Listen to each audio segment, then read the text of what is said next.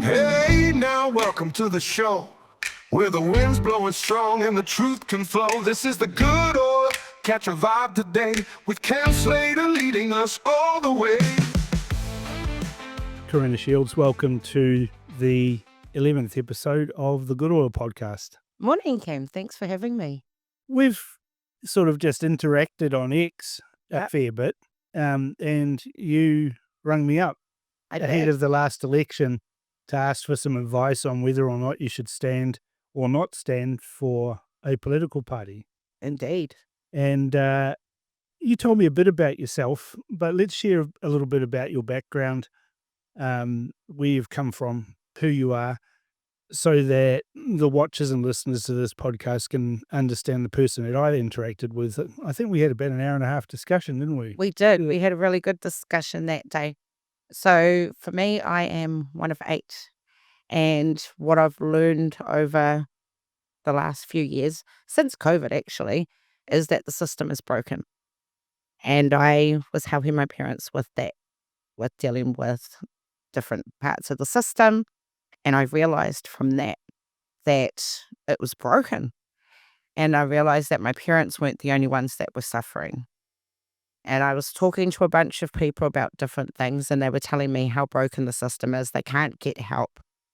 And why they weren't asking for help, because they felt like they would get kicked out of their house or they would get their benefit cut off if they complained. It's like, I'm not part of the system. I don't live in a state house. I can say things that other people can't say. And so that's what I started doing. I just started talking about things that other people felt they were too scared to talk about. When you say the system, a lot of people probably think, oh, well, politics is the system. It's not, is it? No. So we're talking about the whole system, the health system, housing, education. Everything is broken. Doesn't matter what system you look at, where you're going, everything is fucked. Health is crazy insane. Just the race-based stuff that they've got going on at the moment. And while Māori get a lot of flack for that, the reality is that Māori are being failed by the healthcare system too. Because of the broken system, my mother's not here today. Her death was absolutely avoidable. But the system is so rooted that we lost her unnecessarily because nobody was listening. With housing, when Labour brought in healthy home standards, so that was, Kāinga Ora is the biggest landlord in the country. And they had an The exemption. most vulnerable tenants, and they are the worst landlord in the country.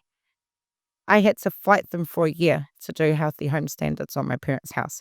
My father was under hospice care at home at the time. A whole year just to get a heat pump. And one of the excuses that they gave us, there are no heat pumps in the country to put one in. And it was only because I went to the media, I went to Brooke Van Velden, got them involved.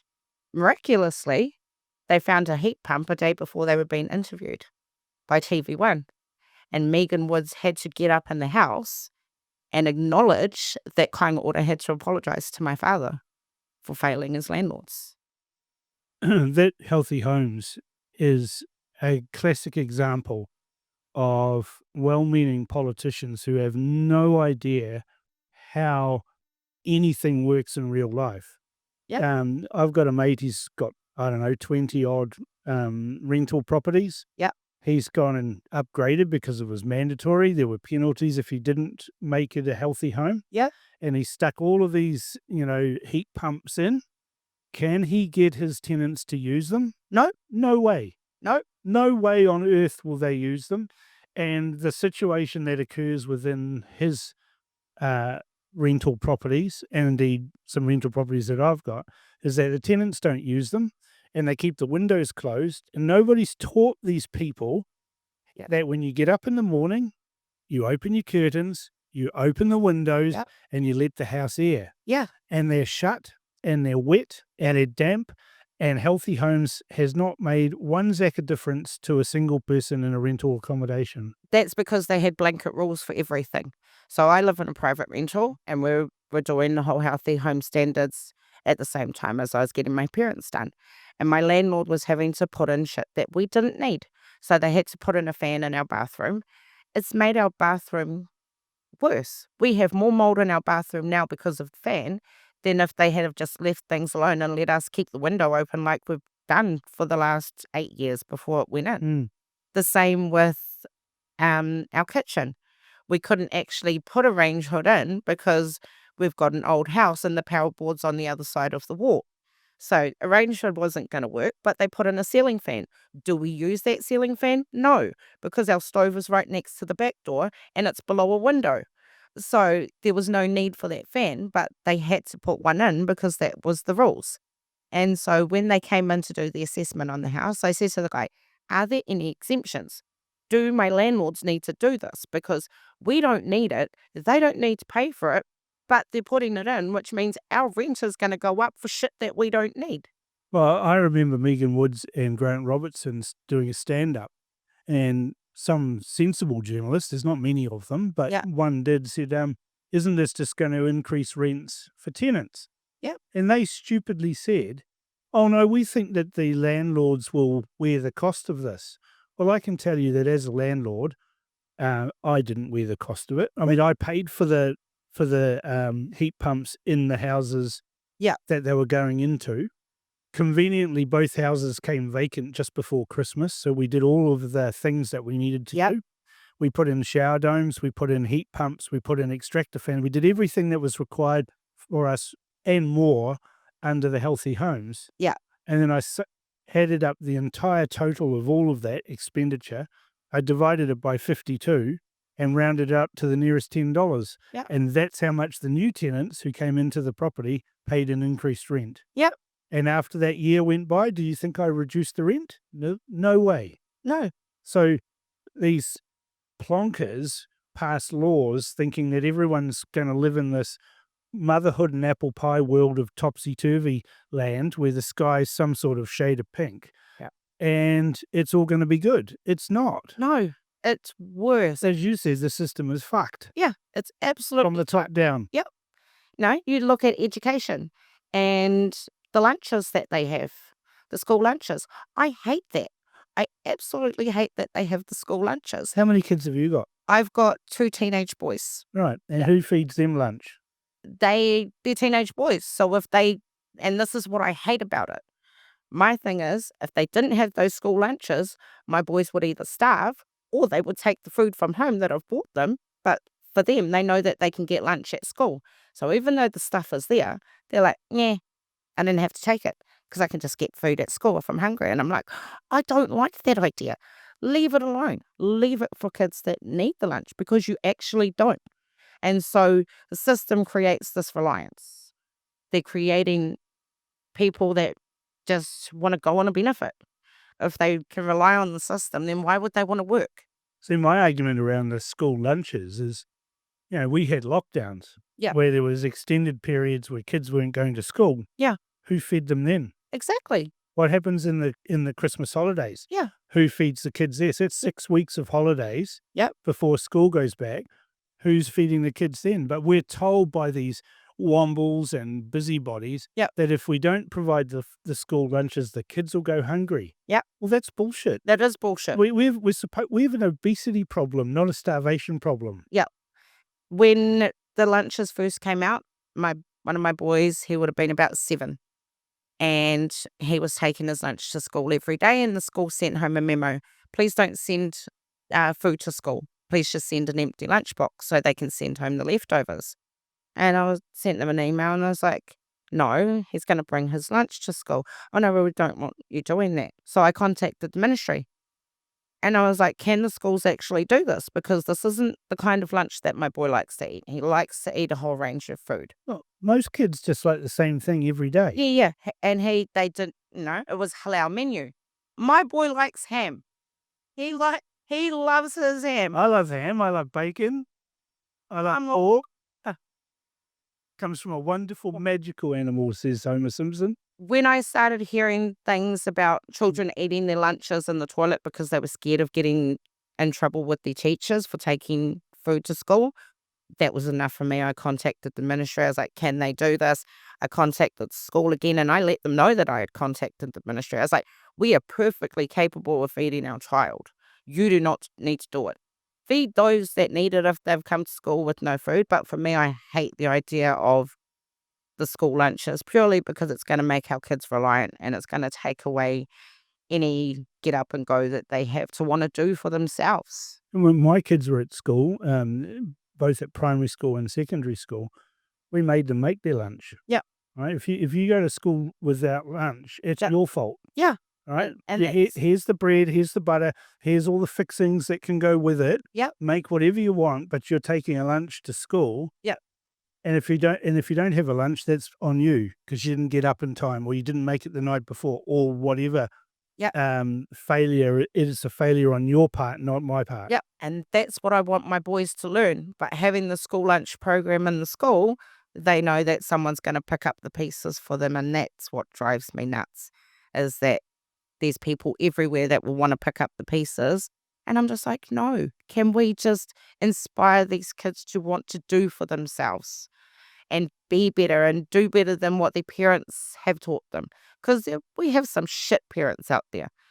You look at our child abuse stats, you look at the number of children who are being killed in this country. We can do, and we should be doing, so much better when it comes to raising our kids. And we're not. We are failing. No, we didn't do anything. Just last week, another kid was beaten to death. Usually by the stepfather. Yep. The new tomcat comes in and kills off the other kittens. There's basically the animals, basically, who are killing these kids. And what do we do? What do we hear from Te Pāti Māori about this? Nothing. Sweet fuck all. Yeah. What do we hear from the Green Party? Nothing. But on the other hand, it's white cis men that are the cause of all violence in society. Well, the prison population says otherwise. Yep, absolutely. The prison population says otherwise. The child abuse stats say otherwise. Māori are overrepresented in some of the worst statistics in this country. But how did this happen? Because, I was brought up in Manurewa. Yep. Right, when I was in primary school. And we went to school with all kinds of kids. We didn't actually think that there were Maoris in our class. No. Right? They were just friends. Yeah. Right? Yeah. We all got ringworm when it went round the school, where we all had the same diseases at the same time. Pox party, yeah, exactly. Things like that. Yep. Those parents might have been a little bit poorer than what we were. We certainly weren't that wealthy, living in Manurewa. Yep. At the time. And we all went to school, we all ate our lunches, we all participated in sport. It was rare to see a fatty. Yeah. In class. And if they were mocked mercilessly for being a fatty boomsticks, right? Right. Now you go to a school, it's hard to find a skinny kid. Oh, yeah. Yeah. We overindulge in junk food in this country. It's insane. But we get all of these wombles who say we need to do this and we need to do that and we need to have the government do this and the government has to do this and we have to restrict this and we need to ban this and ban that. I don't agree with any of that, right? Because I believe in self-reliance and self-respect and doing things for yourself. Yeah. But we don't do any of those things anyway. No. And when it comes to kids being bashed to death, there's crickets. Yep. I want to know when Te Pāti Māori are going to do the hikoi for the tamariki. You've got Hana who gets up and talks about, I will die in the house for mokopuna. When? When are you going to die in the house for them? When are you going to actually stand up for these children when it comes to real issues that are affecting them? Look up Mother's Boyfriend. When I was at the Family First conference last year, and they said, look up Mother's Boyfriend. And the stories that come back about the number of new men that are coming in and hurting and killing children is ridiculous. Well, they're not men, are they? Well, no, they're not. They're a bunch of pussies. Let's be real. I mean, I'm kind of old-fashioned. I think a man's role is to protect, to nurture, to empower, to build up, to do all of those sorts. So that's what I think men should do. And there are a lot of men that do that. In fact, probably the majority. But there's some real ratbags in this underclass of New Zealand society that, well, I actually don't know how they think. I can't comprehend the behaviour and the attitudes and the disrespect that they show to the women and the children in their lives. Yeah. And the woman, what happened that you have so little respect for yourself that you can't just say, fuck you, I'm out. I'm out.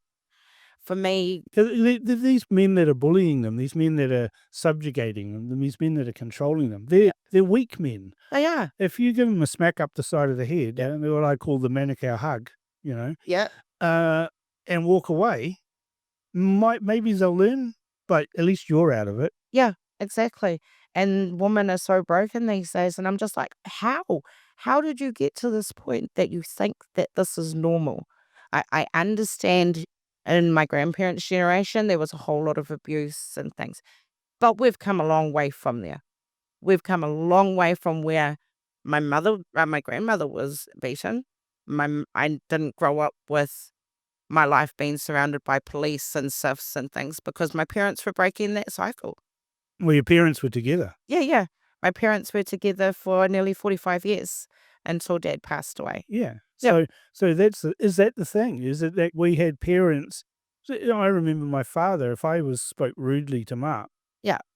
it would be go and get the strap. You don't speak to your mother like that. Yeah. Right. And when I had kids, we weren't allowed to smack them, but Yeah. they could be measured with a Two real parent knife. homes. But if they spoke rudely to their mother, I came down on them with a ton of bricks. Yeah. You need to respect your mother. If she's asked you to do a job, do it. Go and do it. Yep. We've lost a lot of respect, and it's the breakdown of families, I think, is what is the cause of a lot of the problems. And the benefit system. The benefits didn't help. People can go on about Savage being great and he brought in benefits and things, but that was the beginning of the breakdown of families. It made it easier for men to walk out on their families, and it made it easier for women to kick the men out of their families. It made it easier for people to not work on their relationships and have a true parent home for their children. I hate the benefit system. I think it was the destruction of families or the beginning of it. I've got a mate who says a bad dad is better than no dad, and I'm not sure I agree with him 100%. Yeah. But because there's some real bad dads out there. Oh, yeah. Well, in fact, you can't really call them dads. No. No. There are some terrible sperm donors out there. And it's just like, how? What happened in your life that you continue the cycle, you don't look at breaking it? I have some family who have grown up in bad situations, and they're amazing people now because they learnt from the experience that they had growing up. They've learned to be better, and they're amazing parents to their kids. They go out, they take their kids overseas, and they've got them in sports, and they're doing all these positive Being things. parents. Yeah, because they've seen the other side. They've seen the gang life, they've seen the violence, they've seen the drugs, and they don't want that for their babies. And so I'm absolutely blessed that I have this generation of cousins alongside me who are just coming up and amazing parents, and they're turning things around. I've got a couple of cousins at the moment. My cousin and her niece both play in the NRLW. Oh, great. For the Bulldogs. And so we see all of that kind of stuff coming along, and the family all gets behind them because, we've got people out there who are doing it. They're not relying on the system. They're living life. They're doing all of these. They're succeeding because they're exemplary people Yeah. who are doing exemplary things, not because they're Maori or Pacifica or Yep. some sort of label that the system likes to put on people. Yeah. They've got solid support. It's that true parent home again, and then you've got all the extended family that come and support too. And so I am seeing a shift in, say, university age students. There's some that are slightly older than them, 10 years older, that are doing really well. Then we've got the university students that are a bunch of shitheads. And then we've got the high school students that are coming through. That are worse. No, they're actually getting better. Oh, I've found. Alpha are starting to turn the tables. So I talk to my boys quite a bit about all the trans stuff, all the gender issues that are going on, and they hate it. They absolutely hate it. And one of my boys went to Auckland University as part of a program that he was doing, and they went down there for the day, and I asked him, how was it? And what happened down there? He goes, they had a whole bunch of trans flags down there. I said, oh yeah? How was that for you guys? Because it was only boys on this thing. And he goes, now the boys wanted to pull the flags down and piss on them. So they're starting to see the real craziness that all the academics are coming out with around the trans issues, and they're like, nah, we're not doing this shit. It needs people like you and me to speak our minds and say, this is crazy shit. It is. Like, you are demanding Yep. that society recognizes your delusion. Yep.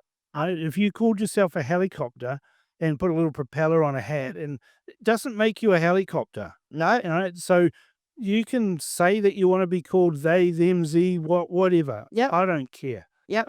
I'm not entertaining your delusion. No. And I think more people need to say enough without playing your silly games. Yep. Play silly games, you win silly prizes. Absolutely. Yep, we're not playing that game. I'm not doing your pronouns. I'm not doing any of that shit. You're a cock and a frog, and that's what it is. Yeah. You know? You're a weak man who wants to be a woman. You're a misogynist. Yep. Because you want to dominate women, and you want to dominate women by dressing up like them. Yeah. Yeah, it's insane. Right? And people think that that's normal, and I'm just like, no. And then I look at all the pride stuff that's going on, and I'm like, why are we teaching our children to accept and love everybody? I do not teach my child or my boys to love everyone, because not everybody is a safe person. Not everybody's lovable either. Exactly. No, we look at the qualities of a person. We don't just go, oh yeah, you sleep with women. You're a woman that sleeps with women, so we're going to be friends. No, that's not how life works. And I get those labels thrown at me all the time. You're homophobic. You're transphobic.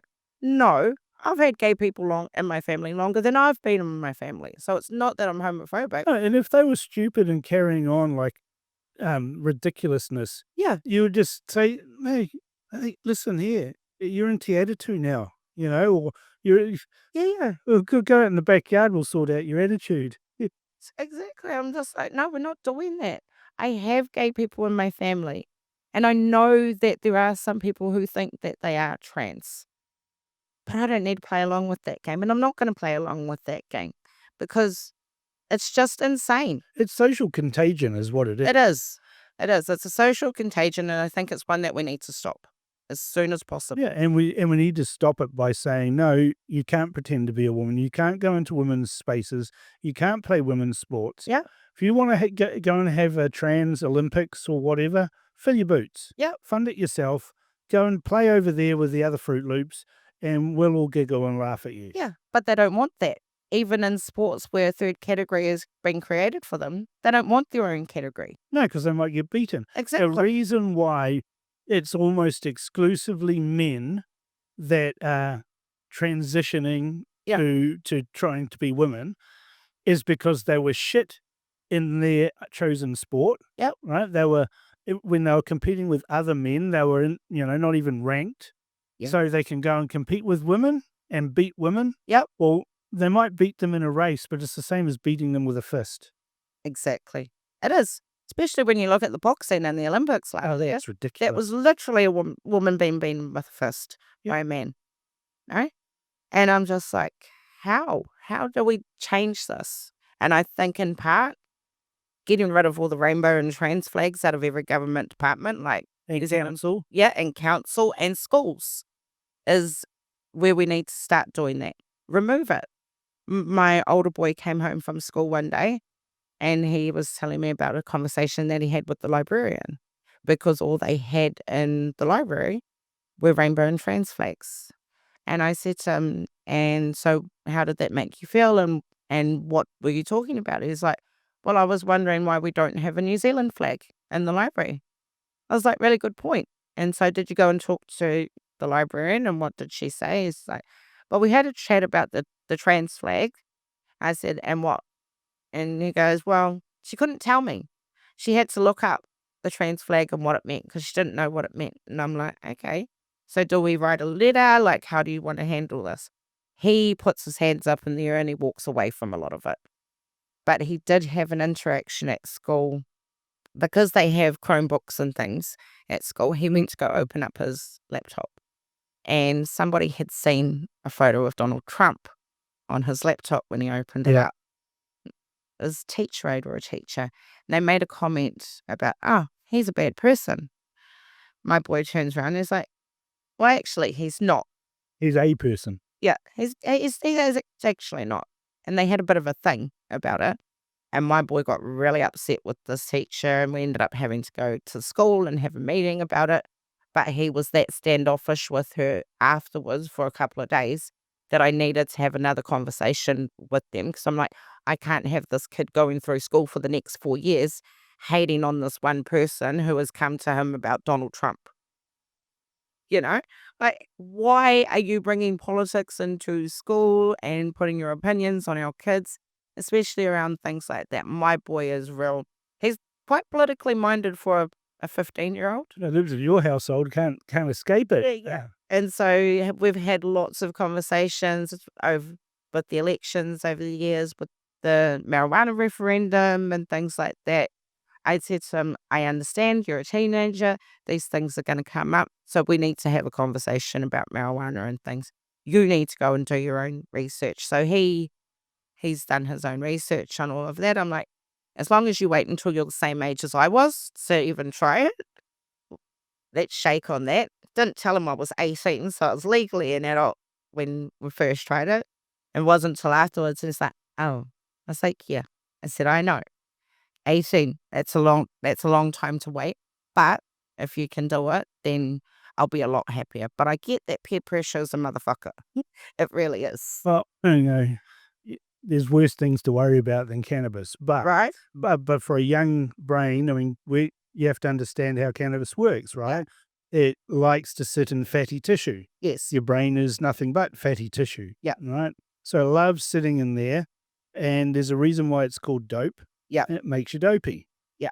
Now, if you want to take it up in your 30s or 40s or 50s or whatever, go right ahead. Yeah. It is my view on it.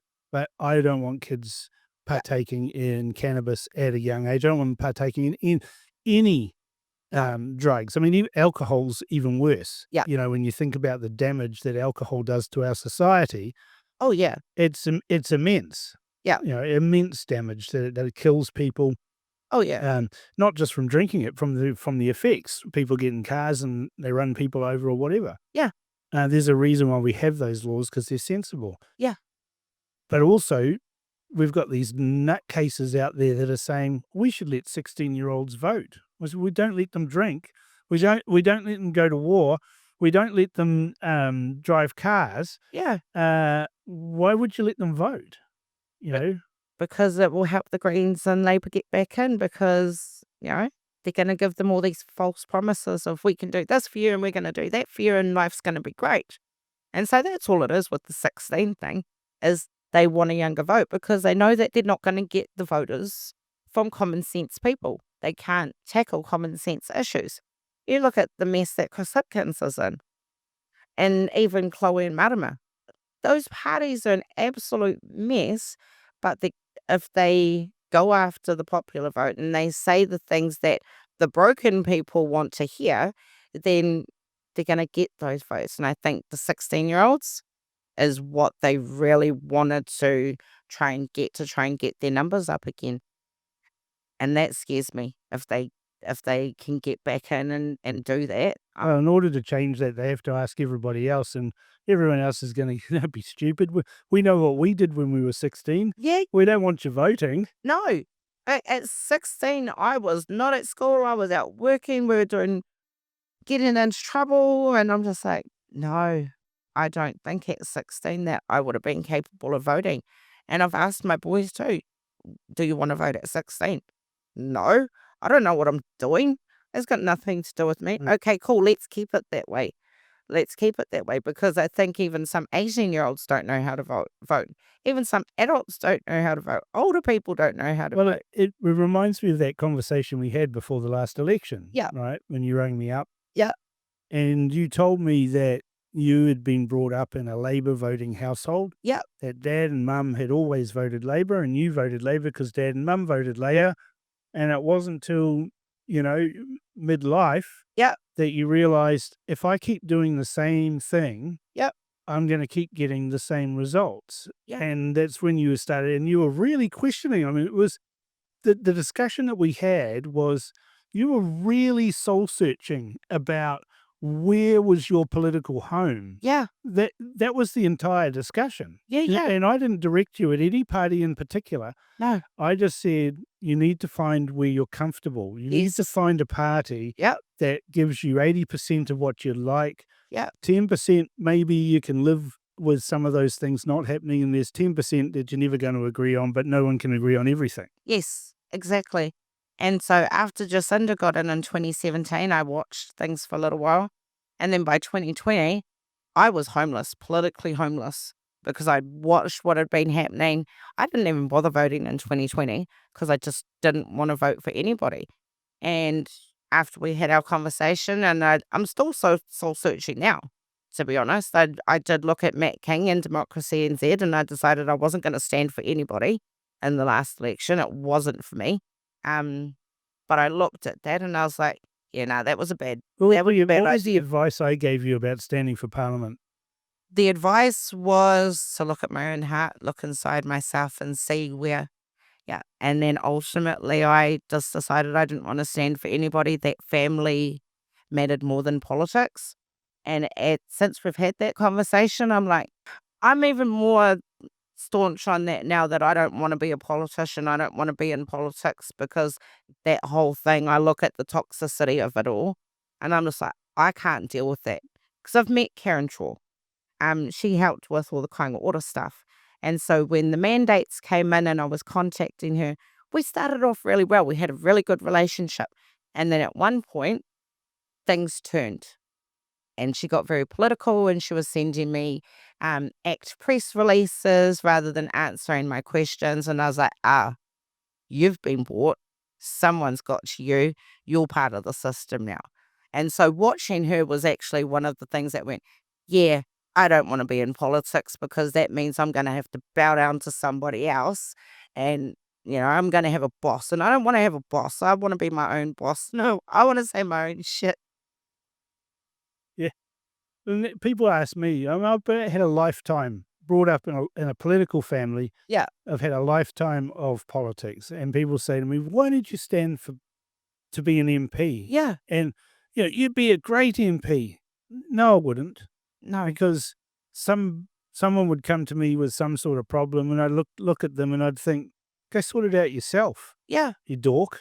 And I'd tell them that.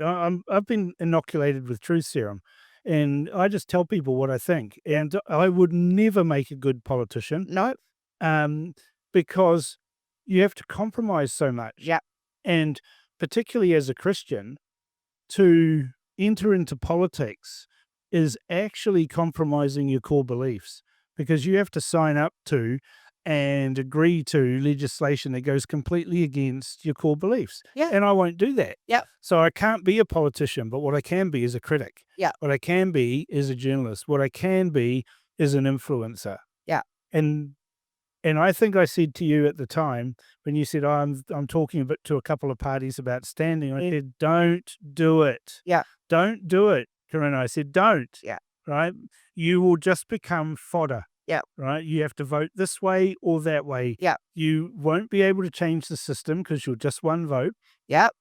And you've got a much bigger audience, right, with your social media. Yes. You can influence more people by speaking actual truth, lived truth, reality. Absolutely. And that is far more powerful. And in the modern society we have today, with the advent of podcasts, with the advent of TikTok and things like that, you can get a big audience and you're speaking directly to people. And that's where I've found things too since our conversation, is that I don't want to be in politics. I want to be here, because I can do the shit kicking from the outside. I can cause a ruckus. I'm not going to get in trouble with the party leader. I'm not going to, be hauled over the coals because I've said something wrong. And I can just go for it, and I can just put these things out there and drop some truths. So like I told you, with Mum and Dad being Labour voters, Dad and I used to get into a lot of conversations about Jacinda, because he really liked her at one point. And we used to get into big debates and he would get angry at me. And then we sat down at the table one day and I just said to him, Chubbs, so how did Hitler get into power, Chubbs? And that was it. As soon as I asked him that question, it was like a light bulb went off in his head because Dad was big on war. And so he consumed everything about war that he could. And as soon as I mentioned that, he'd sat there and he's like, fuck Jacinda. And so from that day on, Dad was fuck Jacinda and fuck that bitch. I was like, so that's all it I took. don't know why people couldn't see it. Yeah. You know, you're right. Adolf Hitler was elected into power. Yes. All right. He had a coalition of various sorts, and then he set about destroying his enemies. Yeah. From within and from without. Yeah. Until he had total control. Yeah. And we saw that in the space of 3 years, in fact, 2.5 years, Yeah. Jacinda Ardern going from being kind, from, you know, hugging terrorists and Muslims and all sorts of other things. She was just hug. Yeah. That there was no depth there. There was no meaningful stuff behind it. She goes on about empathy. I didn't see empathy. I saw bullshittery. Yeah. And then we had the COVID come in, and she turned into a totalitarian, despotic leader. Yeah. So that was one, your one source of truth.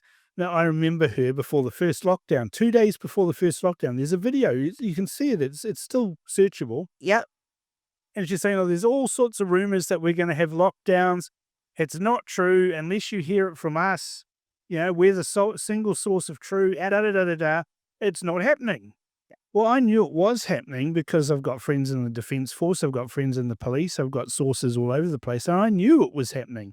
They were ramping up to it. And then 2 days later, there she was doing a little play school thing, talking from behind the desk like a wartime prime minister. And I thought, yeah, you organised this. Oh, yeah. Yeah.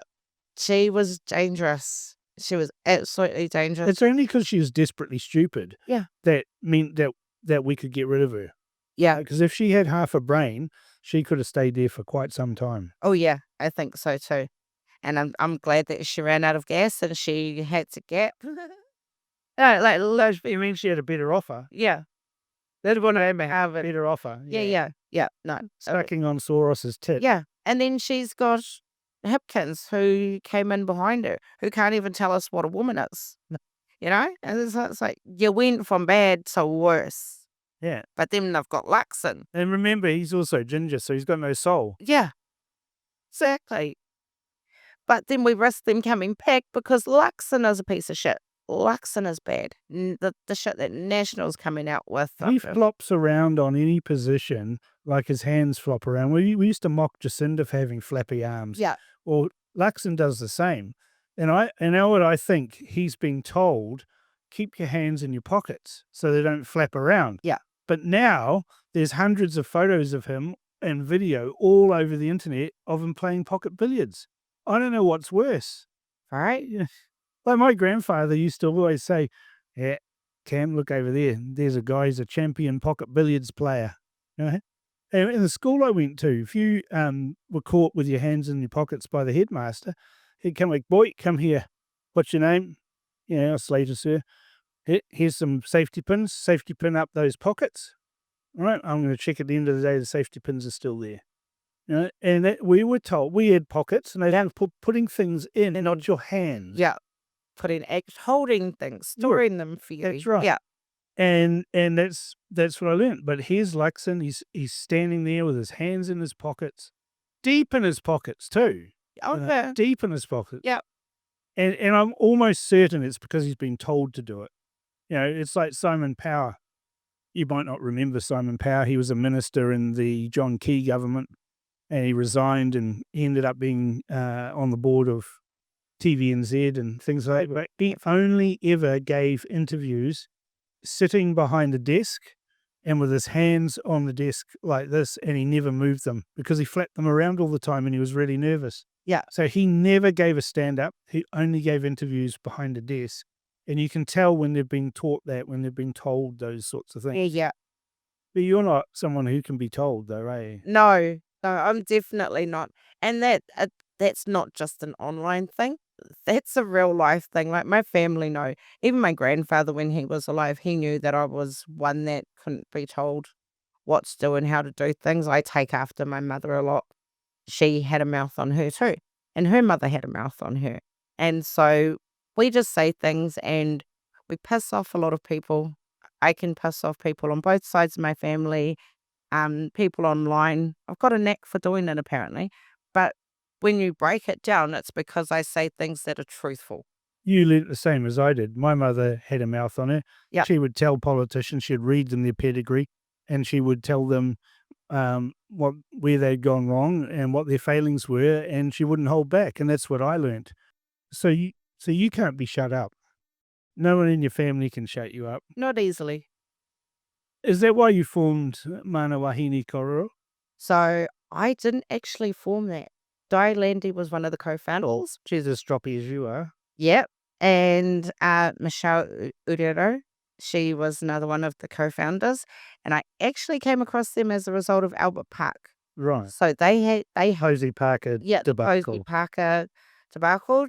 They were part of organising that. And when everything went down, Di actually messaged me and asked if we could meet up. She wanted to see how I was doing after that day because it was crazy. And I ended up meeting with Di and Sarah Henderson. Became a member of MWK as a result of that. And it's been nearly 2.5 years of contact with these women. And what I've realised is that they are more staunch than I am, with bigger mouths than I am, and they've been doing this for years. I'm just a baby in this trans game. I'm just a new face in all of this, and it probably wouldn't have happened unless I was at Albert Park. I probably wouldn't have a platform to be talking about it, but it was because of those women that I've learned as much as I have about all the trans ideology stuff, because they've done the submissions on different bills, and they've gone to Parliament, and they've done the protests, and they do all the talking, especially when it comes to Māori culture.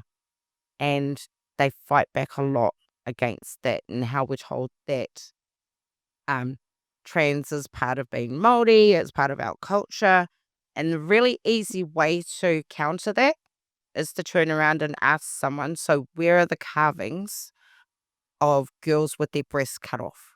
If these things are true in Te Ao Māori, then why do we not have the motiatia and the waiata and the haka and everything else that supports that? It's because they're not part of our culture at all. Well, Maori culture, there's very much a separation of male and female roles. We do. We have sex-based roles. There's a reason why the men sit at the front on the taumata. There's a reason that the women are kaikaranga.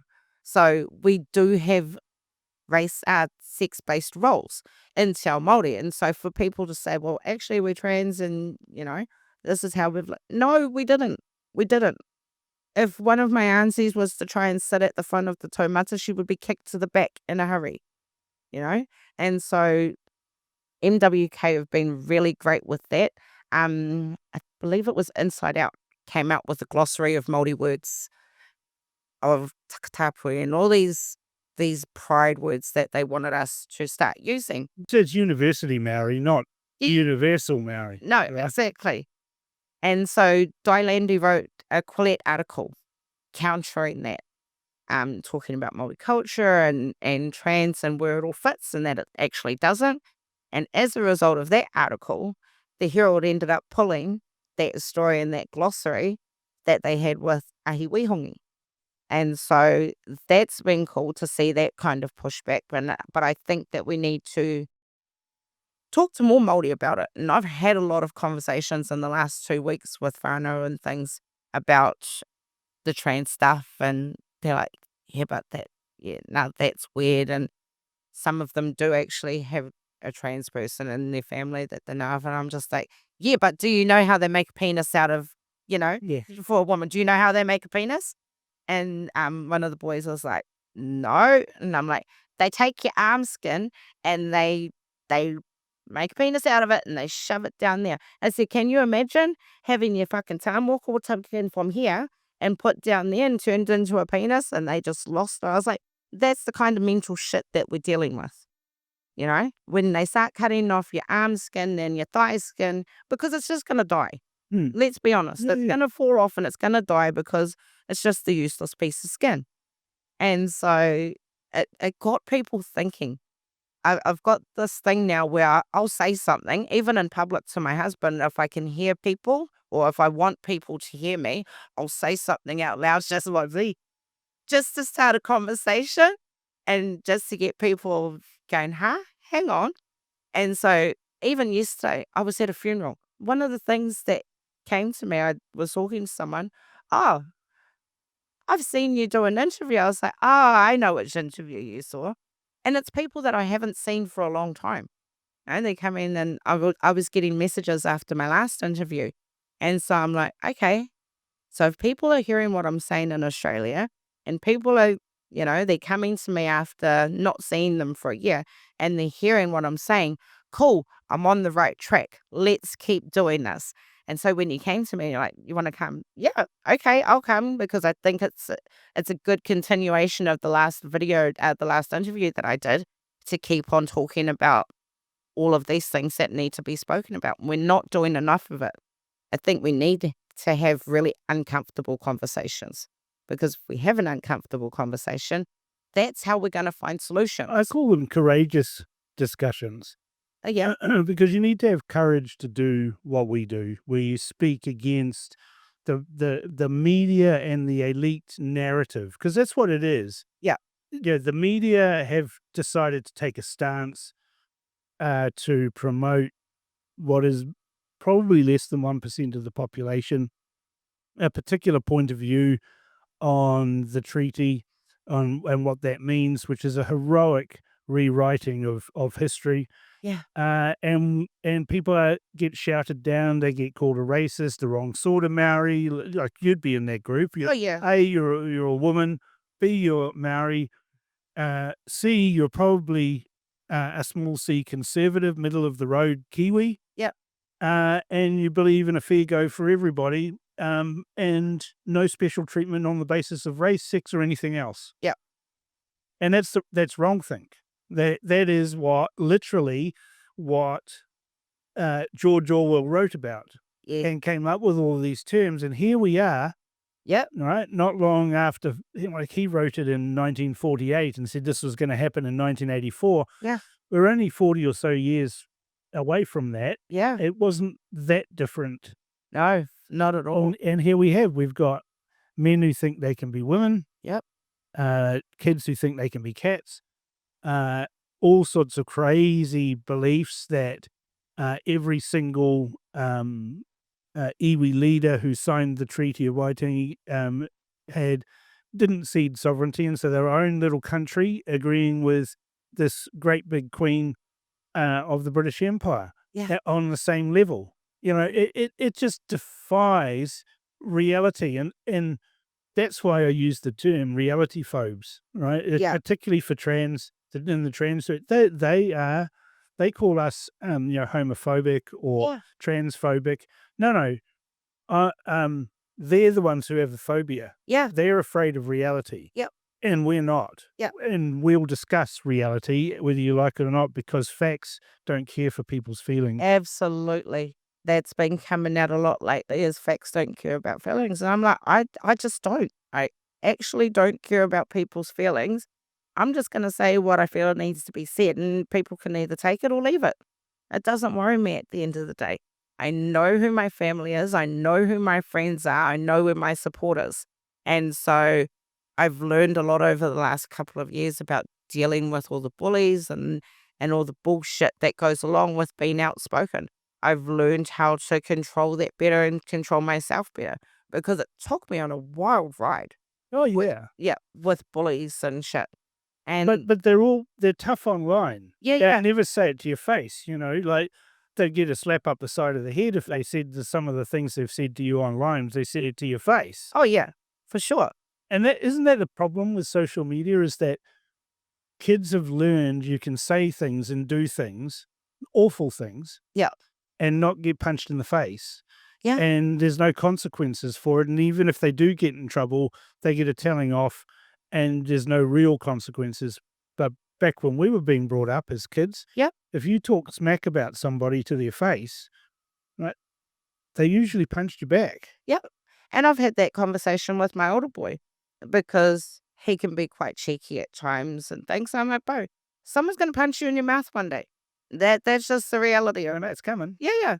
And you're going to deserve it. It's not bullying either, Ye- by the way. Yeah. Like if you're going to run your mouth, just expect that someone's going to turn around and punch it one day. And so I'm a very real parent. When it comes to parenting, I'm like, we're going to tell you the ins and outs, the bad shit, the good shit, but it's real.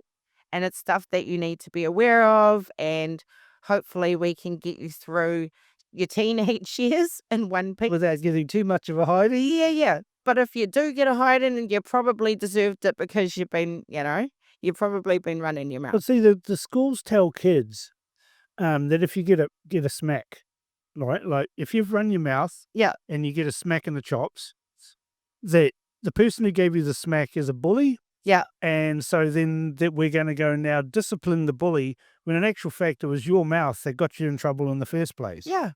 And they don't take that into account at all. No. And if you react, they take that into account. And even though you were reacting to defend your honor or integrity or whatever, Yeah.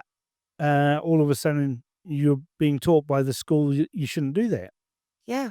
And so people become meek, and people become subservient and cowed, and they become weak. Yeah. And they're not resilient. No, we've got a lot of children who just don't have any resilience these days, and they fall apart at the drop of a They hat. won't use telephones. They won't ring. They won't use the phone they've got in their hand to ring someone. They'll only text. Yeah. Or message or Snapchat or whatever. Yeah. They will not actually interact over the telephone. No, it's hard to get, and it's hard to talk to teens in general, but trying to get this younger generation to actually pick up a phone. I've had debates with my boys of, get hold of me. If the plans change, all you need to do is get hold of me and let me know what the new plans are, so that I can make sure that you're not being killed off or you're not being kidnapped or something, because it's not the same world that we live in as I grew up in. I could walk the streets at 5 years old, and it was safe for me to do that. I could go to the park with my cousins. We could go to the pools. We could do just about anything when we were 5. Would I let a 5-year-old walk the streets like I did when I was 5? Well, fucking no. It is not going to happen, because we just live in this crazy world these days where it's not safe for our kids to be out there in the way that we were. And I think that's really unfortunate. If I could move out of Auckland tomorrow with my boys, I would, purely because I don't like the city. The longer that I live here, the less I like it. I grew up in West Auckland. West Auckland was home for me always. And the more time that I spend here, the more time I want to get out of it, because we've got these new shoeboxes coming in. We've knocked down a couple of houses nearby to my house. They turned 2 houses into like 15 of these shoebox bloody apartment things, a kind of order development. I don't want to be surrounded by all of that. I've got a nice old 1960s rental with a backyard where our section's nearly quarter acre. You've probably got a Skyline garage on the back as well. We've got the garage, the carport, a whole heap of parking, a nice big lawn, gardens out the back. We would not find anything like that at the same price that we pay now. If we were to have to find that again in Auckland, we'd probably be paying at least $800 for it. Yeah. Because these places. So you just don't come up. grew up in West Auckland. Yeah. All right. You were one of 8 kids. Yep.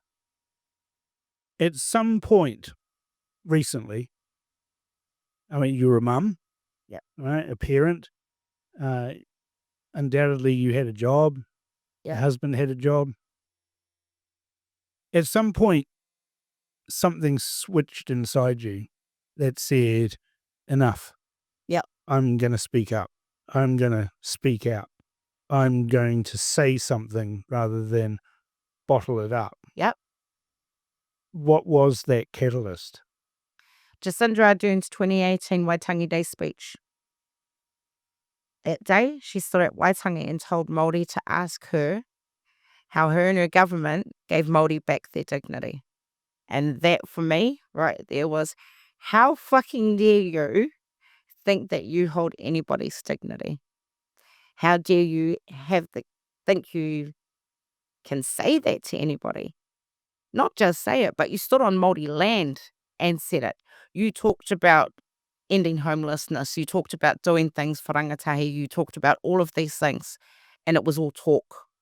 It was all talk because following that 2018 speech, we went into COVID and she locked us all away and she broke all the kids and she stopped people going to tangi, to funerals. She stopped all of that. I've seen the videos of people who couldn't be at tangi, people who were crying. I was praying. I'm not a religious person, but I was praying during that time that my father wasn't going to die because I didn't want to have to deal with that situation of we were in lockdown and that we would have to deal with him from a distance because we wouldn't have been able to take him back home with the borders in place. Like we were talking about running over Hone Harawira if we went to go and take Dad home. I was like, I don't care what happens from here on out. I will run him over if we have to because I want to take my father home. So we did. We literally prayed that Dad didn't die. And fortunately for us, he didn't. But lots of others did have to deal with that. And it was all Jacinda's fault. So where's the dignity in having to watch a loved one who's passed away be basically interred Yeah, by themselves exactly. without family, Yep. without whānau, without anything, all the people who respected and loved that person. Yep.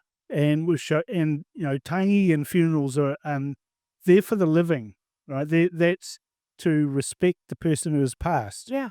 To respect their dignity. Yep. And that was all taken away from everybody, not just Māori, but everybody. Yeah. But it was that speech, that 2018 speech where she was talking about dignity and I just went, ooh. And so I'll bring that speech out every now and again. I'll throw it back out there and people are like, I can't listen to her. Well, read the transcript because that's available too. You don't have to actually listen to her words. That must have been hard being a lifelong Labour voter to have that jarring revelation that this is all bullshit. This is all performative. Yeah. This is all just a shrug of the shoulders, a tilt of the head, and a little wry, sad smile that I'm giving Māori back their dignity. Yeah. It was eye-opening. And even my husband, like, we talked about it, and he's like, that's so fucking condescending. Well, I was going to say that, is that all of these, particularly Labour politicians, are condescending and paternalistic towards Māori. Yeah. They expect Māori to vote for them. Yep. Because Māori have always done that. Yep.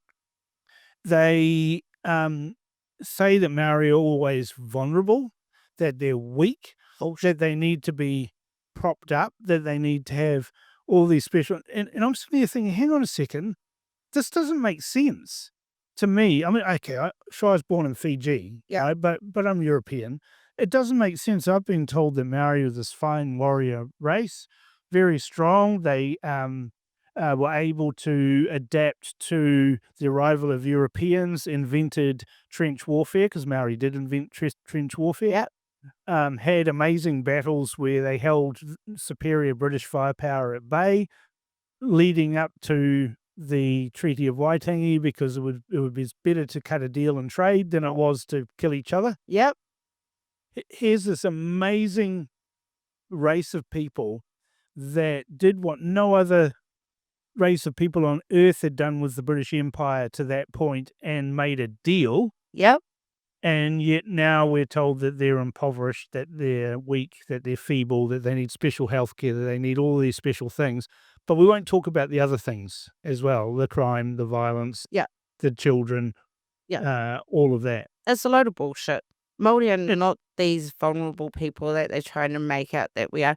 The vast majority of Māori are actually quite successful in life, but it doesn't make for good media stories. But see, I've had Brian Tamaki on the podcast. Yep. I like Brian. He's a rascal. Yep. His heart's in the right place. Yep. I might not agree with everything he does or says, but he's a Māori person who doesn't doesn't hold that up as something special. Yeah, exactly. He's just Brian Tamaki, and God's called me to do this, and this is what I'm doing. Yeah. I had Lee Taitua on the episode before you. Yeah. Same thing. He worked within the Kingitanga movement. Yes. His heart's in the right place. He has these beliefs, and very similar beliefs to you, that Maori need to bootstrap themselves Yes. and not expect the government to do it. Yep. And I think that's what a big problem that we have is that there are too many people looking at that government reliance. They're looking at the government to pick up the pieces. I look at the stories now and people are like, oh, well, the coalition isn't doing this and the coalition isn't doing... Well, why should they?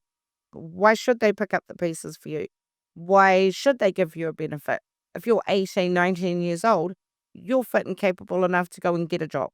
You're not near the end of your life. You're just beginning your life. So go and get a job. Pay your own bills. You want to go and do all of this stuff, but you want other people to pay for it. That's not how life works. And so I think that it's going to be interesting times coming up to the next election, because you've got Labour, Greens and Te Pāti Māori on one side, and then you've got National. And people are getting turned off by National. So they're at real risk of becoming a one-term government at the moment with the way that Luxon's going, I think. And I'm just like, oh, mate. And I think that with Māori, we need to get a lot more Māori out there being vocal and speaking out about politics and letting others know. I know for me, I've helped to turn some people around. They're looking at parties a lot differently now. I have people come and tell me that they wouldn't know about some things if it wasn't for me talking about them. John Tamahere being one of them. Like, I would say that I'm one of the most vocal when it comes to You're in John as well. Yeah, John Tamahere and Te Pāti Māori, and that's what it was for me. I'm in John Tamahere's neighbourhood. Waipareta is like 10 minutes away from me. And so I went down there one day because I wanted to record their videos. Their van, sorry. Yes, I remember that video. Yep. And it's got Te Pāti Māori faces on it. And I'm like, why? Charities are supposed to be politically neutral. So why are two co-leaders of a party on a charity van? Why did this charity host Te Pāti Māori's launch party for the 2023 election? Why didn't Gwendolyn Keel, the charity services head, strip them of their registration before the 2023 election? And that's because Gwendolyn Keel was the Labour candidate for Port Waikato. Her return date to work was 2 days after the election. So she never had any intention of winning that seat, I don't believe. Oh, she was never going to win Port Waikato. Yeah. And she never had any intention of winning. You could put a donkey in there with a blue ribbon on it, it's going to win the seat. Yeah. Even a monkey with symbols would win the seat if it had a blue ribbon on. But it got her out of her job long enough that she didn't have to investigate what was happening with Waipareta. You look at how much money Jacinda gave John Tamahere. One point, I believe it was close to $150 million in one of their last financial reports that they put in. I used to have a lot of respect for John Tamahere. When he worked on radio and Radio Live, him and I would be on there with Willie, and we all got on reasonably well. They were hardcore Labour people at that time. Yeah. And obviously John Tamahere had been a former minister even for the Labour Party. Yes. And something changed, and then the grift came on, and then the hijacking of Te Pāti Māori came along. Yeah. A party that had fine, principled positions at its foundation. Dame Tariana Turia and Peter Sharples formed that party. Yes. Tariana Turia did the honourable thing. She didn't agree with what Helen Clark was doing, so she resigned. Yeah. And she forced a by-election, and she won that. There's only one other politician who's ever done that when they have disagreed with their party leader and then gone and tested that, and that's Winston Peters. Yeah. But the Te Pāti Māori today is not the same party anymore. It's part of the Tamahere enterprise. Yeah. Or, ivory tower that he's built for himself Yeah. and has become overtly racist. Oh, yeah. Yeah. And for me, I think the party changed when the name changed. The essence of the party, when they went from the Māori Party to Te Pāti Māori, I think that's what changed. That's when the grift started to come in. That's when Tamihere turned. And I don't know what his turning point was. I don't know how he went from the man that he was 20 years ago, because he was saying some pretty reasonable things Yeah. back then. I considered voting for him for the Auckland mayoralty at one point. Yeah. From where he was 20 years ago to where he is now, it's like, what happened besides money? If there's nothing else, then it must just be the money. And there's been a lot of it since 2017, and more so since COVID. When Jacinda's made close to $1 billion available specifically for Māori COVID funding, people are going to take advantage of that. And John Tamihere was one of those. Most people, we came through COVID, some of us a lot worse off than others, but there's this group of people that came out making shitloads of money. Waipareta was one of them. Moteliers, motel owners were another group of people that made a lot of... Well, that was a huge charade. Jacinda, I remember before they came in 2017. Yeah. The news media were out every night in places in South Auckland, like Bruce Pullman Park and places like that, filming people living in cars. Yeah. And then after 2017, we never saw a story. We never saw anything about people living in cars. And we now know why, because they rounded them all up and they shoved them into motels. Yep. And the moteliers were desperate. They needed to keep their businesses running, so they took the government money. But did they give a bulk discount? Unlikely. No. Ruined those places, ruined them in Rotorua. Yep. Ruined them in every small town where homeless people were put into these motels. And people who go to Rotorua now don't stay in motels. Yeah. Right? They go Airbnb or whatever. Yeah. Or they go to a hotel. They won't go to a motel, they'll go to a hotel. I did that. When we went down to Rotorua, we stayed in a hotel because I wasn't going to stay in a motel, but we did go for a walk around Rotorua to see how bad it was. And it's pretty bad down there. And I think it's going to take a lot to turn it around and shake that homeless city but label they have. It is bad in Auckland too. I mean, not far from where we're recording this now, you could probably find 10 people curled up in a doorway, half asleep, off their faces on whatever. Yep. I mean, I spent some time up at District Courtroom 1 Yes. a couple of months ago, watching this parade of basically derelicts Yep. that are already on multiple charges for drunk and disorderly, coming before the judge again after getting arrested on the weekend, drunk and disorderly, the judge bailing them to the street saying, I remind you, Mr. Such and Such, that one of your bail conditions is not to partake in alcohol. And, my partner and I walking down Queen Street an hour later, there was one of the guys who'd just been let out of the court, and he had a full bottle of Scrumpy's cider, and he was sculling it back, an hour after being let out. Yeah. We've got people living on the street that are mentally ill. Yep. And there seems to be huge amounts of them. We've got chuggers, we've got, those are the charity muggers. We've also got people who are sitting there with begging bowls and cups and things. Yep. That never happened. That never happened. It never happened in the 70s. It never happened in the 80s. No. It wasn't even in the 90s. This has happened since COVID. Yes. I've noticed it a lot in Auckland too. I can't go down to my local supermarket, so I've got a Fresh Choice a couple of minutes away from me.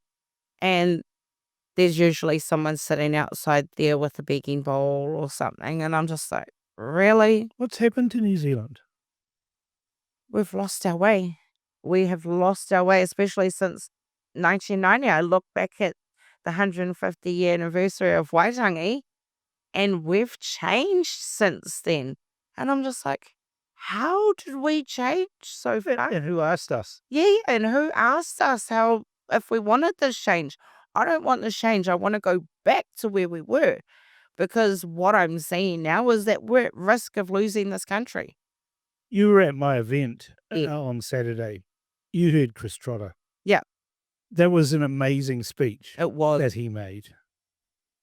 And I found it incredible that he was saying the same things that you're saying, that you and him are in agreement in many respects. Yeah, because what I'm seeing now with what's going on is we're going to lose this country to either the Indians, the Chinese, or the Islamists. And people can get angry about that, but that's the reality that we live in. We've got such a relaxed political system that all you need to be is a citizen. We get enough citizens here, they're going to take over politics. I saw something on X the other day, and it said, Citizen A Yeah. says, my religion doesn't respect yours. My religion hates your society. We hate dogs. We hate the way that women parade themselves. We hate this. We hate that. And it goes on and lists all of these things. And then it says, Country A, which has Citizen A, says we need to welcome more of these people from that have got the same beliefs as Citizen A. Yeah, no, we don't. Shut the door. Yeah, absolutely. Slam it shut, lock it, bolt it. Do we want a multicultural society? No. New Zealand was, see, this is, people are going to get pissed off. And New Zealand was built on a bicultural document. Whether you like it or not, was between Māori and the Crown. It wasn't all this tangata te tiriti stuff that people were talking about. If you were born in New Zealand, you are tangata whenua, you are a person of the land. Māori aren't the only people of the land. You were born here, you are of the land. So this idea that we have tangata te tiriti, and no, we don't. Waitangi, They're white people. Yeah. It's not, no. Multiculturalism has done us as much harm as it's done us good. Like, yeah, we've got great food, and we get to try all these different cuisines, but there's some bad stuff that comes with it. There's always negatives to positives, and there's always positives to negatives. Yin and yang. Sure. Why do you think that your opinions, and this links in with, a connection to the people who say that you represent anti-Maori racism, and that the opinions that we're talking about around trans and things like that are considered to be unpopular. Why do you think that people say these things to you or to me or anybody else who speaks out? They're afraid. In part, they're afraid that somebody's saying the things that they don't want to say. They've got no courage to speak truthfully themselves. For me, I don't just get hate from Māori though. I get quite a bit of hate from Pākehā as well. And so Because you're not the right kind of Maori? yeah, I'm not the right kind of Māori. I'm not the right kind of Pākehā. I'm not the right kind of woman. I'm not the right, I'm all the wrong stuff. You're just a gobby woman, right? Yeah. You need That's to it. hush. Yeah, and that's it. And I don't hush. And I think that's why we get attacked, is because we won't shut up. Despite the number of people that have tried to shut me up over the last year, I'm still going, and they're all floundering, trying to find themselves and trying to put themselves out there. And I'm just like, that's not working, because you're trying to be something that you're not. There's no authenticity. And I think that's what it is too, is if you can be outspoken and authentic and just keep it real with people, you're going to get some that really like you for that. And then you're going to get those haters that are just going to attack you at every chance they can get. And they do. Yeah. I mean, there's trolls out there. There's all sorts of, Oh, yeah. awful people. I get it all the time. They go, "Oh, you're irrelevant. Why are you speaking?" And I always reply to them, "And yet here you are." Yeah. Right? I'm speaking so we can have a conversation. Is that what drives you? Yeah. With confronting trolls, with confronting these people who just want to silence you? Yeah, it does. The more people want to shut me up, the more it drives me to keep talking, because I'm just like, you know what? I'm always going to have haters. It's just life. You're always going to have haters. So don't worry about what they've got to say. Don't worry about what they're going to do. As long as you stay in that lane of speaking the truth, and as long as you can appeal to people with common sense, like the way I did with Dad and Jacinda, Yeah. those are the things that are going to sink into people. And if you can appeal to the common sense people, I think that's how we're going to see some shift in some of the things that we've got going on. Is this a case of facts, not feelings? Oh, yeah. So when we talk about baby deaths in New Zealand, it's facts, not feelings that It we need is. to deal with. Yeah. We've got a problem in New Zealand. We've got a hell of a problem in New Zealand, and we've got a justice system that is too relaxed and isn't doing enough about it. Why are we not arresting these people for obstruction of justice? There are things in law that police could use now to do more to hold these people to account, but they don't, because they're too busy chasing people for painting a rainbow crossing. When we have police that invest more time in chasing people for painting crossings than they do in investigating children's deaths, there's something wrong with the police system. That's something wrong with the justice system. There's something wrong with the courts when Something they're not wrong being... with the system. Yeah, the system needs a complete overhaul. But then when you look at it, the system's designed to keep us broke, stupid, and sick. And I keep saying that one again. That if you can keep people broke, stupid, and sick, they're easier to control. Well, and that's where the health system is failing us. Yes. It failed us during the pandemic. It's failing us now. I mean, there's more and more studies coming out that are showing the negative effects of statins. Yet if you ask a doctor or a nurse or anything like that, they'll tell you need to keep taking your statins. Like Yeah. my doctor said the same thing. Oh, you stop taking your statins. I said, yeah, I've read a few peer-reviewed studies and they don't do anything. Yeah. But your cholesterol will go up. I said, well, what's my cholesterol now? Yeah. And it was some tiny number. And I said, the brain's made of cholesterol. The brain needs cholesterol. And you're putting all of these drugs into people and have been doing it for 40 years. At the same time, we've got an explosion of people with dementia and Alzheimer's. Yeah. I wonder why that is. Is it coincidental? Maybe, perhaps. Perhaps. Or Who knows? not. But, she goes, oh, but, your cholesterol will go up. I said, oh, too bad. Yep. I'm not taking a cocktail of drugs just because Big Pharma tells me to do it. And but most people just accept what their doctor tells them. Most people accept what has been decided, but we're getting sicker and sicker. Yeah. Society is sicker and sicker. It's not getting better. We spend more now on health than we have ever done. Yep. There's no cuts to health, right? Every year, more money is spent on health. Yep. And we're not any better. No. Something's broken. Yeah. The system is broken because they make a lot of money off it.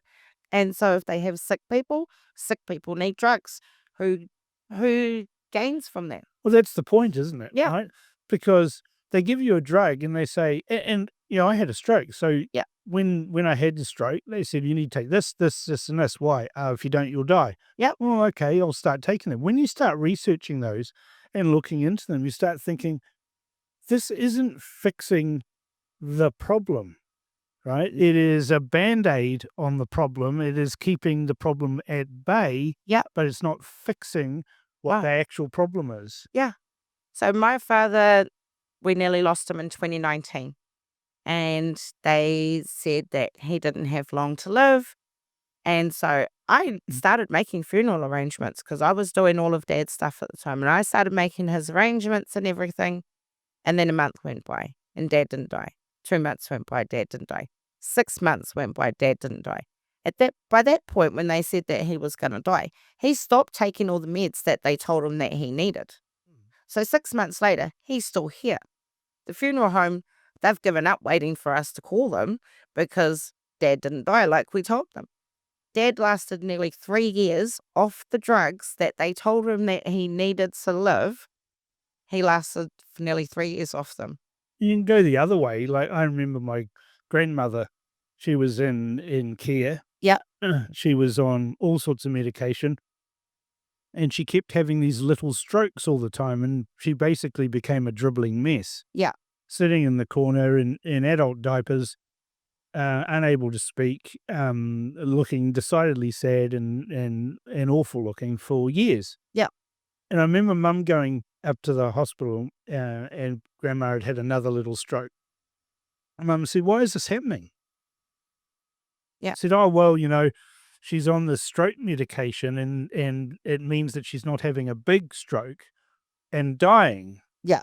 And Mum said, "Well, so the drugs you're giving her mean that they're degrading her quality of life to the point where she actually probably wishes she'd die. Her body's telling her she should die by having strokes, and you're not letting her die because you've got her on medication that makes the stroke smaller rather than killing her." Yeah. And the doctor said, "Oh, I wouldn't categorize it that way." And Mum said, "Well, I've got power of attorney. Yeah. She can't make her own decisions. I'm telling you now to stop the stroke medication." Yeah. 2 days later, she's dead. Yeah. And that was the kindest thing that your mum could have done for her. She had 2 years of giving mini strokes and Yeah. tiny strokes and, teeth falling out, and it was awful to watch. Yeah. And the best thing that could happen was that her body gave up. She'd wanted to die for many years. Yeah. And the medical system wouldn't let her die. Yeah. And so Dad was a really good example for me. He was the reason why I wouldn't get the COVID jab, because I watched Dad prior to COVID, still living, got through 2020, got to 2021. Dad was still here, and I was like, we're not getting it, because No point. they told me that you were going to die, and you didn't die. So I don't trust anything that doctors say anymore. I very rarely I haven't been to a doctor for years. My boys, I only take them to the doctor out of necessity when I need them to stitch the boys up because they've cut themselves, or, it's something that we actually, but other than that, we are not part of the medical system because I just don't trust it. I would rather we look at natural remedies than, but sure, if my boys need stitches because they've sliced their fingers or whatever they get up to, because boys are boys, then yeah, we'll go to the medical system. But as far as taking drugs, I don't want any of them because I just don't trust them. I've got a friend who was going through depression. She was on antidepressants. One of the side effects of those antidepressants is wanting to kill yourself. It's a side effect of all of the antidepressants. Yeah, so what was the point? So you're depressed, you want to kill yourself, and they say, "Here, go on this." Yeah. They don't tell you what the side effects are. No, they don't tell you that. They don't tell you what the side effects for men are. No. Right? And if they told you what the side effects for men are before they gave you the tablets, you wouldn't take them. Exactly. Right? But they've dispensed them with gay abandon. Yep. And the mental health problems don't go away. No. And we see that with the mental health system that we've got here. It's fucked. Trying to get help for someone who's got mental health issues, you're pushing shit. And it's not ambulance at the bottom of the hill stuff. It's ambulance 5 kilometers from the bottom of the hill. There's still a broken wreck on the rocks at the bottom of the hill. And that's what I've said to people before. We don't have an ambulance at the bottom of the cliff anymore. We've got a hearse. Yeah. We've got hearses waiting at the bottom, ready to catch dead people because the system is so fucked. We've got just trying to get somebody in for mental health assessments and things. It's hard work just to get a referral. We've got Marinoto out West Auckland, and they deal with youth with issues and things. You've got to get referrals, and then there's the process to go through. Just trying to get someone counselling, there's a process. I'm just like, but does counselling actually work now? Like, yes, I used to be a supporter of I Am Hope and things, and I'm looking at all the situations that's there, and I'm like, actually, I don't know how much work, how good these counsellors actually are. Are they actually helping people with mental health issues? Or do we just need to go back to our friends and our family and have some real conversations with them, and they'll help us get through the shit that we need to get through if we're feeling, down in the dumps and things. It's refreshing to hear that from you, because that's my experience. I've suffered from mental health issues all my life, depression all my life. I think smart people, depression affects them more than stupid people, because stupid people are too stupid to know they've got an issue, right? So it doesn't affect them, whereas we have an internal voice. that says, oh, this is pretty shit and things like that. Yeah. The thing that gets me through my mental health issues is not drugs. Yeah. It isn't booze. It isn't recreational drugs. It isn't anything like that. What it is fitness. Yeah. Because I bothered to learn about the pathology of how depression works and how basically we fit into 3 distinct groups. Yeah. When we're depressed. If you're a bloke, we exhibit the fight response. If you're women, generally it's the flight response. And also women tend to have a freeze response as well, where it's like if there was a big lion there, they would just freeze and then get gobbled. Yeah. The blokes, we want to fight the lion, right? Yeah. And other people just run away. Yeah. Those are the 3 responses, and they're all controlled by the amygdala. That little lizard brain that's in the middle of your big brain that basically says on, off, breathe in, breathe out. And then it says, oh, we've got problems here. Here, have a rush of adrenaline. Yeah. Send that to the extremities, right? Get you hopped up on adrenaline so you can either fight or run. Yeah. And that's what depression is in its simplest form. And if you can break that cycle, that little lizard brain, into not responding automatically to those things, that it will be okay. Yeah. And the way that I do that is vigorous exercise, where you literally have to like walk really fast, just walk really fast for half an hour even. You've got to concentrate on breathing, that your brain doesn't think about other things. Yeah. Yeah. And that's how I've dealt with it. I don't know if it's a revelation, it's something that I learned, but that's what I tell my mates. And they say, oh, go get some happy pills. I said, it's not going to solve your problems, mate. No. It's not going to solve your problems. It's going to put a big Band-Aid over it. It's going to make you, at a certain level, not give a shit. Fitness and nature will do a lot more for you than some pills. These grounded. Yeah. Go and walk barefoot on a beach. Yep.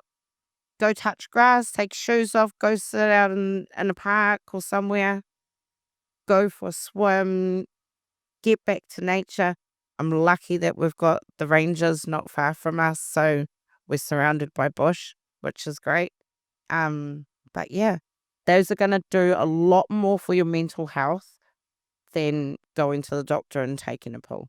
I've seen people on antidepressants. I've been on them. Zombies. Yeah, I've been on them. I was a zombie on antidepressants. Yeah. I didn't give a shit about me or anybody else. Yeah. When I was on antidepressants, I was a worse person for being on antidepressants than not being on antidepressants. And I despise them, and I despise the health professionals that promote them. Yep. And I despise the companies that push these out onto people who are vulnerable, who are desperate, and it's not helping them. Yeah, but they do it because it makes them money. It's all about money. It's all about the dollars. Yeah. All about the Benjamins. Yeah. It's about money and control. Those with it want more of it. And they will take it and they will do whatever they can to keep making more money and keep getting more power and control. Comes back to your statement. They want us poor. Yeah. They want us stupid. Yep. And they want us sick. Yep. Absolutely. There's money to be made in poverty. So, Corina, since we had that discussion, Yeah. before the last election, Yep. you were umming and ahhing about various different parties. We've discussed that here, that you don't want to be in there. Yes. Are there any politicians you think actually get it, what the problems are that we're seeing with the system? Yeah, I am. Winston. And it's going to come back to that conversation that we had about politics. Winston, I think, is the one that gets it. I think he is the nationalist amongst all of them. I've been watching him since we spoke. And I'm like, he's actually listening. He's listening to what people are saying. He's tackling like the gender issues that are coming up. He's tackling the stuff around the New Zealand flag and cash and things. He's listening to what people are saying. And I think if people are actually seriously looking at somewhere to vote next year, they may not like Winston, but New Zealand first is where it's at, I think. I think that is going to be our best hope at keeping New Zealand. The New Zealand the way it was, the way that Chris Trotter described it at my party. Yeah, absolutely. I think Winston is the only hope that we've got in terms of that.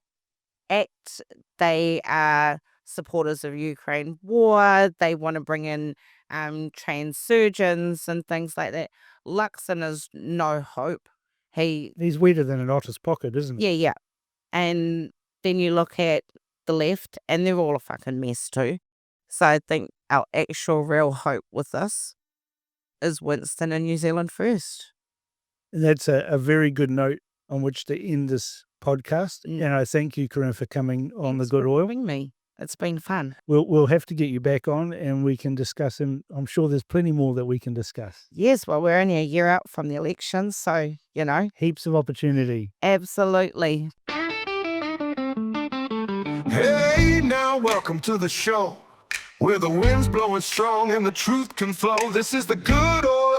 Catch a vibe today with Cam Slater leading us all the way.